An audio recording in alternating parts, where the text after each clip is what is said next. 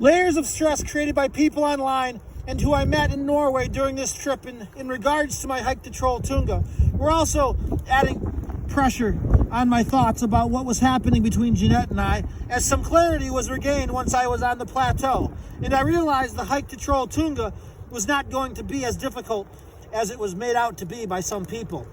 To feel relief that I was making good progress on hiking allowed me to show off, which for once in my life I felt comfortable to do, since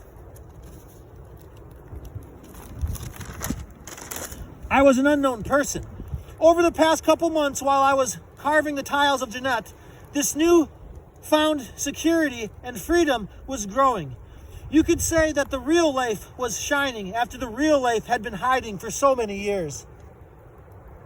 I think about my dad's jovial personality that I could never have grown up in a public, that I never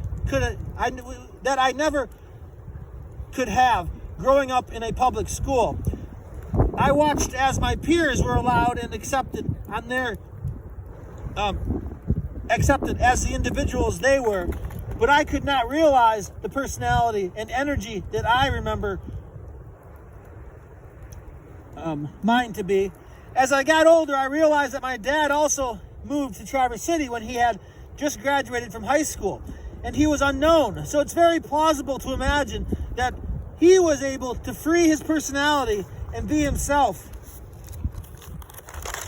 as he took his first classes in ceramics at Northwestern Michigan College, where he met my mom, who was a local.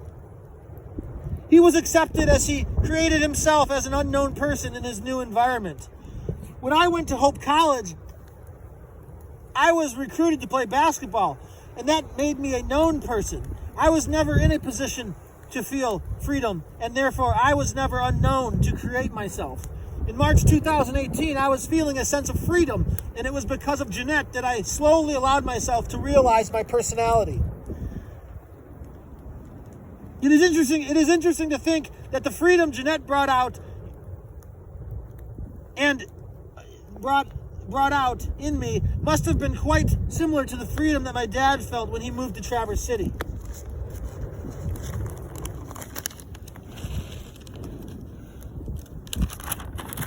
And was unknown as I was unknown to Oda. It seems like that freedom eventually gets boxed and muted over time once you let everyone into your life who you attracted with this freedom you share. In any event, to remember taking a few moments during my hike on this plateau to be funny. I remember taking a few moments during my hike on the plateau to be funny and show how I am a true Norwegian at heart, while balancing on the thread of gold with Jeanett, and still believed that she was watching me and secretly enjoying the show I was putting on, or at least found it interesting. One will discover once they get to know the people of Oda, almost everyone has an opinion about Trolltunga.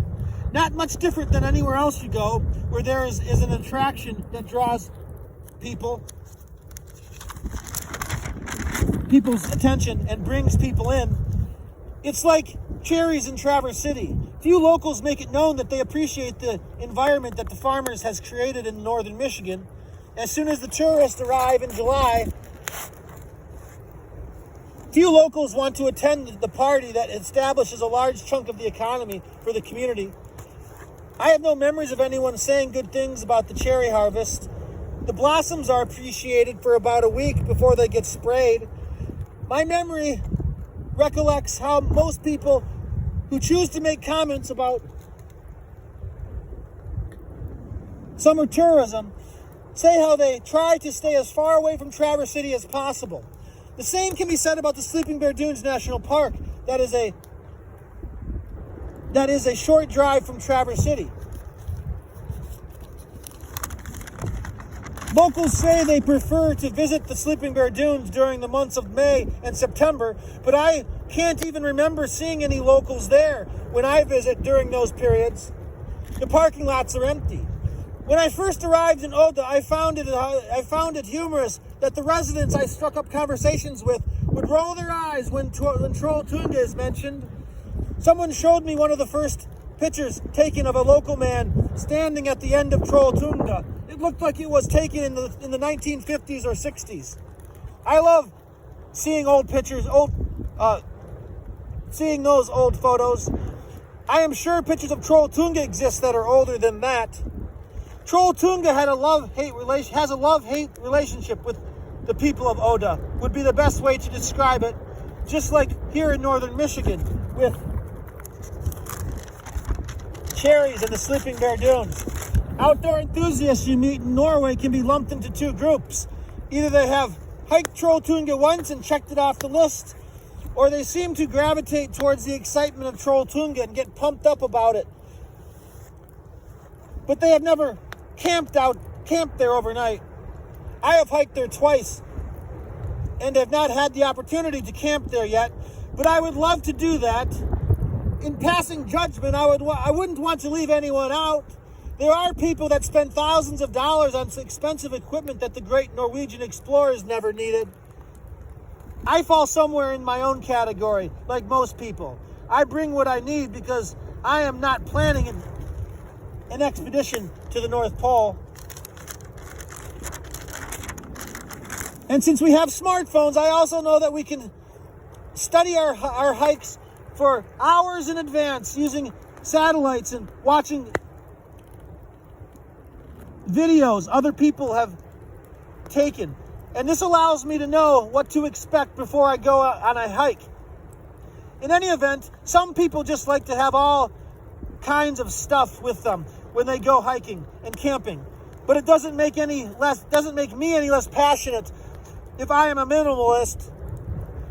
The main difference I see with the tourists that visit Oda is that it is located on a fjord. And although property values are increasing in Hardanger, I am sure of it, there is not that same type of permanent seasonal residence like what we have in northern Michigan. There are not as many people buying homes.